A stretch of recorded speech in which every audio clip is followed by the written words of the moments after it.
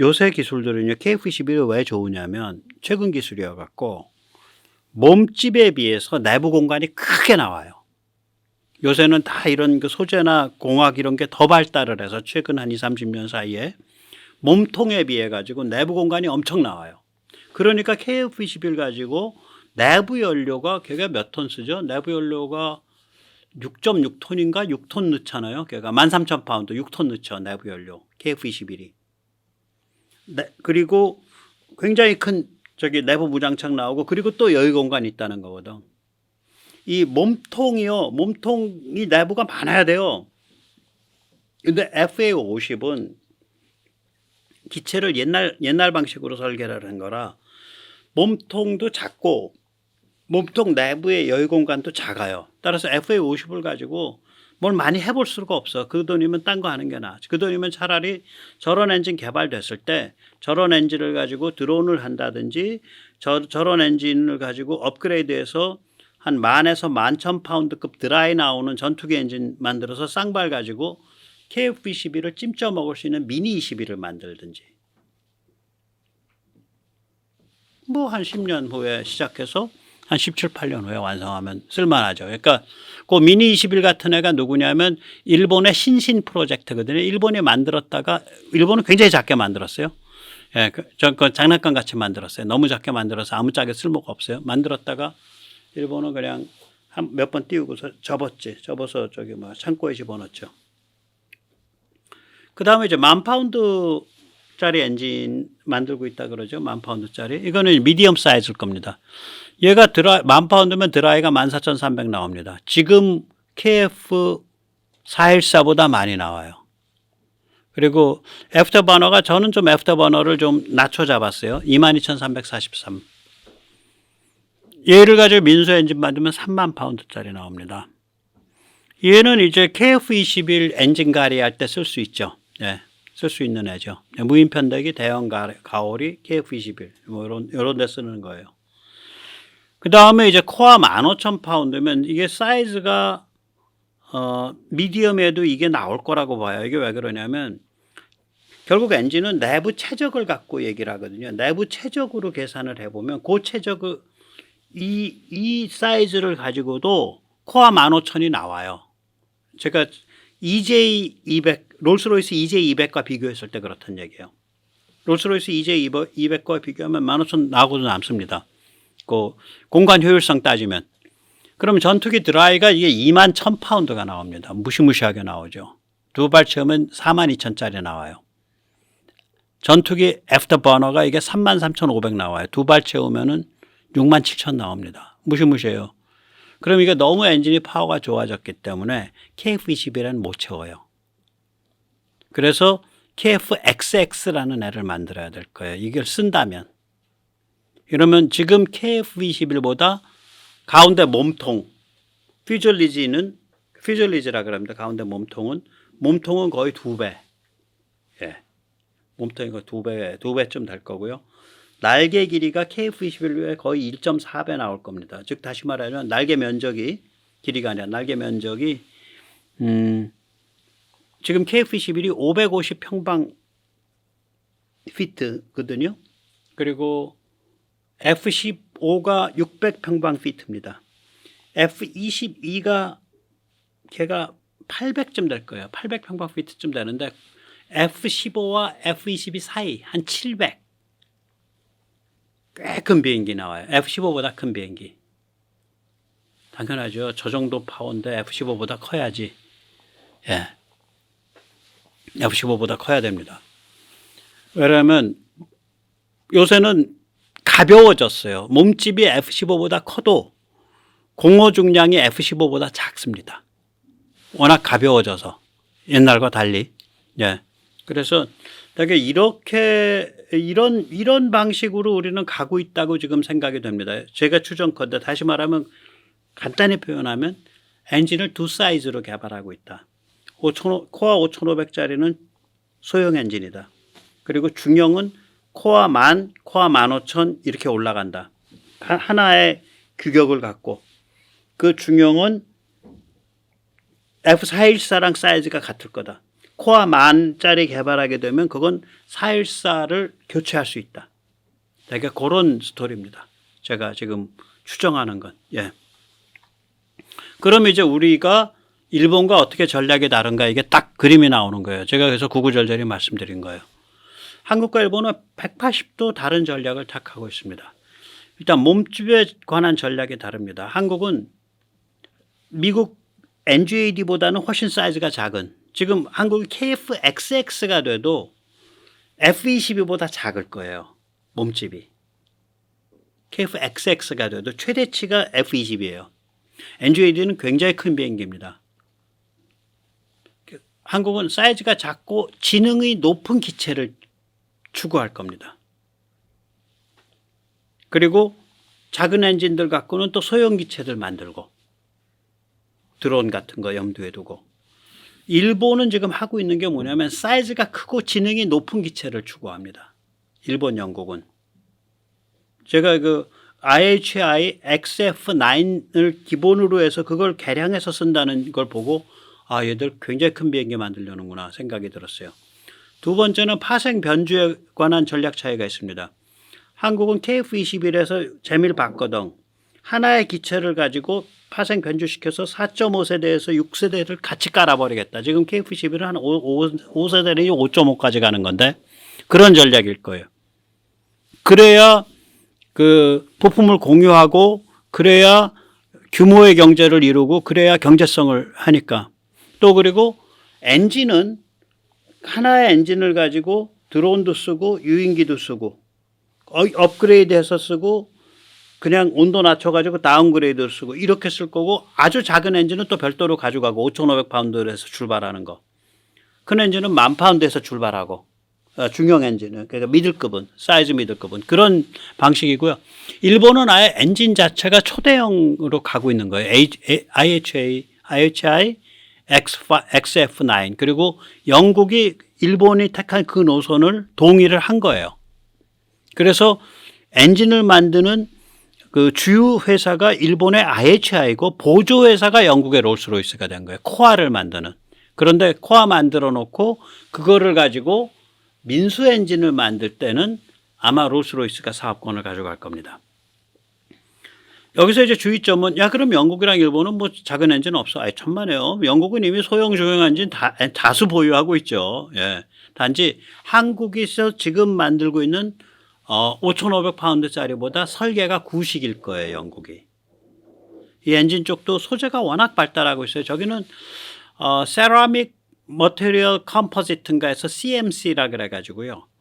그 세라믹 섬유, 그 속입인 세라믹 섬유를 엮어가지고 그 구조물을 만들어요. 그러면은 이게 엄청 고열을 견디잖아요. 그런 소재들 이런 게, 그리고 이제 분말 야금 이런 것들, 그러니까 파우더 메탈러지 이런 게 발달해가지고 뭐 옛날과 컨셉이 달라요. 지금은 컨셉이 달라지니까 디자인이 달라져요. 완전히 달라지고 있다. 그럼 영국이 지금 보유하고 있는 소형 엔진은 옛날 재료를 쓰는 옛날 디자인일 거고, 한국은 계속 새 거로 가고 있을 거예요. 또 일본은 소형 엔진을 이미 보유하고 있습니다. 예. 그 이름이 XF5죠. 예. 그 아까 신신할 때 썼던 거. 굉장히 작아요. 코어는 4,615파운드로 추정이 되고요. 드라이가 6,600파운드, 애프터버너가 11,000파운드짜리입니다. 굉장히 작은 거. 이거 두 개 채워가지고 드라이 6,500짜리 두 개 채워서 그때 아주 작은 비행기로 실험했어요. 예. 그 신신이라 그래요. 신신. 자, 이렇게 해서 우리가 이제 표를 보면 전체적인 몸집에 있어서 일본, 영국은 대형을 갖고 한국은 중형과 소형을 별도로 각각 가져가고 있고요. 일본은 지금 이 프로젝트 GCAP 프로젝트는 6세대의 포커스가 되어 있고요. 한국은 4.5에서 5.5 혹은 4.5에서 6세대로 파생 변주하기가 쉽고 드론의 파생 변주하기가 최적화된 그런 전략으로 가고 있는 거예요. 엔진도. 그 다음에 전체 체급은 일본과 영국은 미국의 차세대 전투기 초대형 NGAD급 체급으로 가고 있는 거고요. 한국은 FA-50, F-16, KF-21, KF-XX 이런 체급인데 이 중에서 제일 큰 KF-XX라고 할지라도 아마도 F-22보단 작고 F-15보단 큰 정도 체급에서 끝날 거다. 한국이 훨씬 더 범용성 있는 시장에 유연하게 포트폴리오를 가져가려는 그런 전략을 취하고 있어요. 그래서 이 철학과 사상이 완전히 다른 거예요. 자, 그러면 이제 그래 엔진 뭐 적당하고 기체 잘 만들면 되지. 근데 이제 그 다음에 뭐 무슨 싸움이 붙냐? 진짜 무서운 싸움. 그게 한국이 이기기가 만만치 않은 싸움인데 우리도 또 여러 가지로 또 기술 제휴하고 해서 해봐야지. 그게 이제 근데 우리가 가능해요. 우리가 왜 가능하냐면 우리가 이 항공 전자장비 즉 우주 항공 분야의 전자장비 쪽에 우리가 제대로 입문을 했어요. 우주 항공 분야 전자장비 예를 간단히 들어드릴게요. 지금 조기 경보기를 세계 최강의 조기 경보기를 한미 합작으로 만들다시피 하고 있잖아요. 지금 시작을 한 거 아니에요. 레이더 등 전자장비죠. 이건 완전히 전자장비 덩어리 아닙니까? 예, 본바리의 글로벌 6500이라는 세계 최강의 비즈니스 제트기. 이거 뭐 열서너 시간 굉장히 길어요. 채공 시간이. 그거에다가 컨포멀로 그러니까 위에다 접시를 붙이고 쟁반을 돌리고 다닌다든지 혹은 위에 등짝에다가 이렇게 큰 담벼락을 세우고 다니질 않고 저렇게 딱 그 몸에다 붙인 컨포멀로 되어 있는 조기 경보기를 하고 있죠. 여기서 이제 파란 거는 L밴드고요. 여기 이제 곤지 저기 벽돌색 찍힌 거는 S밴드입니다. 그래서 아주 훌륭한 그런 조기 경보기 세계 최강의 조기 경보기를 이제 한국이 이제 그 LIG 넥스원 대한항공 그다음에 에이스 안테나 이런 데들이 다 연결돼 갖고 L3 해리스랑 이번에 4대 하기로 한 거죠. 그래서 첫 2대는 텍사스에서 기체 구조 변경이 있고 이스라엘로 옮겨져 가지고 레이더 통합하고요. 나머지 네 번째 기체는 구조 변경과 레이더 통합이 다 한국에서 일어나는 그런 일이 되고 있는데 한국이 전 세계에서 조기 경보기의 그 밀도가 제일 높죠. 네, 뭐 미국도 저런 급의 그러니까 항공모함에서 뜨는 E2인가 뭐 그거 말고 E3급이죠. 미국은 E3가 30대밖에 안 되고요. 나토가 E3가 전체적으로 14대밖에 안 돼요. E7 쓰고 있는 데가 몇 나라 없는데 우리가 4대. 그 다음에 우리가 요번에 이제 신형 컨포멀 조기 경보기로 4대 가니까 이 작은 땅덩어리에서 무려 8대나 가지고 가니까 굉장히 많이 쓰고 있는 나라예요. 그래서 아마 조기 경보기의 성지가 될 겁니다. 우리가. 예. 그 다음에 이제 이 조기 경보기도 그러니까 항공 전자장비의 하나의 부분이죠. 그 다음에 이제 군사 정찰위성도 항공 전자장비입니다. 이거 우주 항공 전자장비예요. 여기에 수행되는 게 전자광학 2호 저거 전투기에 바로 쓰죠. 그 다음에 IR 전투기에 바로 쓰죠. 저거에선 레이더 항공 전자장비랑 같아요. 기술의 맥이 2호 IR 레이더입니다. 저 군사 정찰 위성의 훨씬 더 극한 환경에서 훨씬 더 장기적으로 운영돼야 된다라는 특징이 있을 뿐이지 기본적으로 2호 IR 레이더예요. 우리가 항공 전자장비라 그럴 때 이거잖아요. 여기에 플러스 전자전이 붙으면은 이제 항공 전자장비 4대 영역 아닙니까? 전자광학 2호, 적외선 IR, 레이더, 그 다음에 전자전. 그러면 항공 전자장비의 4대 영역이죠. 이거 우리가 열심히 하고 있잖아요. 네. 다 통하는 거예요, 서로. 그 다음에 레이더 요격 미사일이요. 이게 지금 뭐 보기 좋으라고 요격 미사일만 했는데 실제로 이제 여기에 이제 멀티펑션 레이더, MFR 레이더가 들어가죠. MFR 레이더라는 게 하나의 레이더를 가지고 감시 정찰도 하고 타겟팅도 하고 그 다음에 미사일 유도도 해주고 지령 유도도 해주고 뭐 이런 거죠. 예. 저렇게 이제 요격 미사일을 날릴 때 이제 다 이제 감시 정찰하고 지령 유도하고 뭐 기타 등등 다 해야 되니까 그걸 하나의 레이더를 가지고 한다. 그런 의미에서 다기능 레이더예요. 멀티펑션 MFR 레이더라 그러죠. 그러니까 이거는 기본적으로 눈이 좋아야 되기 때문에 레이더가 굉장히 좋은 애를 개발하고 있는 거예요. 또 실제로 구현해 가고 있는 거고. 그렇습니다. 그리고 이제 우리 MD는 세계 최강이죠. 어떤 면에서 세계 최강이냐. 짭중심 납작탄도에 관해서 세계 최강이죠. 우리 같이 그런 쪽에 필요가 절실한 데가 다른 데가 없으니까 우리가 열심히 그쪽 하고 있는 거지 뭐. 네. 그 다음에 이제 마찬가지죠. 이건 아까 조금 전에 보신 건 육상 MD고요. 해상 MD가 이게 이지스거든. 예. 로키드 마틴이 만든 해상 MD 시스템의 브랜드 이름이 이지스입니다. 예. 근데 이제 우리가 이미 이제 호위함에서는 요번에 이제 진수돼서 이제 취역 곧 하죠. 예. 충남함이 이런 저기 국산 레이더로 구축을 했고요. 처음으로. 그 다음에 여기가 이제 이지스급에서는 KDDX 구축함이 국산 레이더로 가죠. 그래서 국산 레이더에 국산 요격 미사일 들어가거든. 그럼 이게 해상 MD가 되는 거죠. K 해상 MD, K 이지스가 되는 거죠. 네. 그 다음에 좀 엉뚱하게도 잠수함도 원리가 같아요. 이 어레이 소나라는 게 기본적으로 우리가 보는 A사 소나 혹은 폐사 소나랑 같아요. 그러니까 송수신 모듈들이 여러 개가 돼 있고 그 송수신 여러 개의 모듈들이 받은 걸 가지고 그 위상 차이를 가지고 물체를 식별하는 그게 이제 우리가 A사 레이더 같은 게 그런 원리잖아요.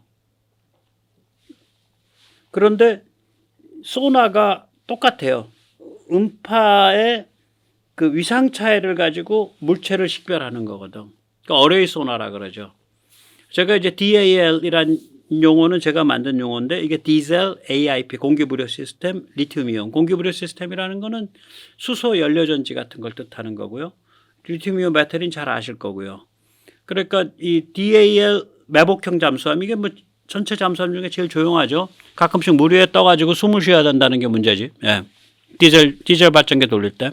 예, 이게 다 이제 어레이 소나들인데 우리가 이제 컨포머 소나라 그러면은 소나 하나하나의 모듈들 그것이 하이드로폰이라 그러죠. 청음 모듈을 뭐 이렇게 타일같이 조그맣게 만들어서 이게 작아지면 그거를 가지고 여러 가지 형태를 맞춰 가지고 배열을 할 수 있잖아요. 그러니까 컨포머리 되죠. 곡면 배열도 할 수 있고 뭐 이런 광폭의 어떤 비스듬하게 휜 패널 배열도 할 수 있고 곡면 패널도 될 수 있고 말발굽처럼 할 수도 있고 컨포머를 하려면은 뭐가 돼야 되냐면요. 이 모듈에서부터 어느 순간에 이제 선체를 뚫고 들어가야 될 거 아니에요. 연결선이 뚫고 들어갈 때 전처리부가 이 하이드로폰 전체 앞뒷면 전체하고 전처리부가 그러니까 잠수함 바깥면에 붙어 있어야 돼요. 우리가 선수소나 들어가잖아요. 그 선수소나 안에 그 바닷물 통해요. 선수에 외충수라고 불러요. 물 충진할 때 채울 충자에다가 바깥 외자. 그래서 이 옛날 형태의 소나는 진동 고막이 있고 사람 고막이랑 똑같죠. 고막 안쪽으로는 안 들어가죠. 물이. 그런 식이었는데 이 어레이 소나들 요새 이제 나오는 요런 그 컨포머 소나나 이런 것들은 이 모듈 위아래가 다 물이에요. 그냥 그 선만 나와 있다고. 그럼 모듈에서 이 선이 바로 잠수함으로 못 들어가요. 이게 크니까 우리가 저거랑 똑같죠. 저기 어디야 저거 굉장히 감도가 민감한 것들 왜 그 스피커 같은 거 이렇게 보면 고급 스피커 줄 길어질수록 값이 어마무시하게 높아지거든요. 전자 자기장 노이즈 안 타게. 그 줄이 엄청 길어지고 비싸지니까 얘를 쉽게 이제 논리적으로 표현하면 얘를 디지타이즈 빨리 시켜줘야 될 거 아니야. 빨리 디지털로 바꿔야죠. 얘 바로 아래서. 그러니까 중간에 그 전환 박스 같은 게 있죠. 그 전환 박스가 거기까지 1단계 전환 박스까지가 잠수함 본체 바깥에 있어요. 근데 이게 엄청난 압력에 막 그냥 40km, 50km, 뭐 30km 이렇게 속도를 내는 그 바닷물 쏠림 현상에 기타 등등에 이걸 다 견뎌야 되니까 이게 소재가 보통 소재가 아니지. 그래서 이게 그런 커넥터 문제, 그런 내구성 문제, 그러면서도 감도가 좋아야 되고 그래서 저게 쉽지가 않은 거예요. 그 소자들, 그러니까 그 모듈을 만드는 게. 저희가 저걸 극복을 했다고. 저걸 극복을 하는 순간 뭐예요? 컨포멀로 만들 수 있어. 말발굽 형태 컨포멀 맞춰드려요. 오케이, 선수의 말발굽 형태 만들어 드릴게. 측면에 뭐 와이드 어레이 소나 만들어 드려. 그 광폭으로 그렇게 쑥 휜 그걸로 만들어 드릴게. 선에다가 쭉 옛날처럼 선에 배열해서 뒤에 질질 끌고 간다고? 선 배열 해드릴게. 선 배열 하는데 앞에다가 좀 뻑뻑한 줄 달아가지고 꾹꾹 누르면은 한참 들어가게 그 가변심도 한다고? 가변심도는 이제 저기서 써요. 배에서. 네. 그 얼마든지 다 해요, 이제는. 그러면 얘가 원리가 레이더랑 똑같아요. 레이더는 전파의 위상을 가지고 해석을 하는 거고 얘는 음파의 위상을 가지고 해석하는 거예요. 똑같아요. 어레이 소나들은. 예, 똑같습니다. 그래서 이런 것들이 저희가 하나로 엮여서 이렇게 유기적으로 연결돼서 나가고 있기 때문에 저는 대한민국의 이 전투기 쪽의 이 항공 전자장비 쪽이 크게 안 밀릴 거다. 크게 안 밀릴 거다. 예. 그러면 이게 이제 엔진이나 기체에 관한 사상 그 차관점과 연결되면 우리가 영국이나 일본은 깨죽을 만든다. 우리는 지금 깨죽 만드는 게 중요한 게 아니에요. 걔들도 잘 만들어서 영국 쪽은 러시아 견제하고 일본은 중국 견제해주면 좋아. 그게 문제가 아니라 우리가 훨씬 더 넓은 시장을 갖고 있다. 우리가 훨씬 더 유연하게 갈 수 있다. 우리가 아주 하이엔드는 미국 오라 그러고 우리는 그거랑 딱 손발 맞춰가는 조금 중형 또 좀 소형 또 여러 가지 드론들 이런 걸 한 2가지 형태의 소형 엔진과 중형 엔진을 가지고 광범위하게 접근하면서 4.5세대, 5세대, 5.5세대, 6세대 이렇게 우리가 그러니까 돈 좀 만져가면서 갈 수 있다. 숨 좀 쉬어가면서. 우리 이제 그런 관점인 거죠. 예, 오늘 여기까지 모시겠습니다. 감사합니다.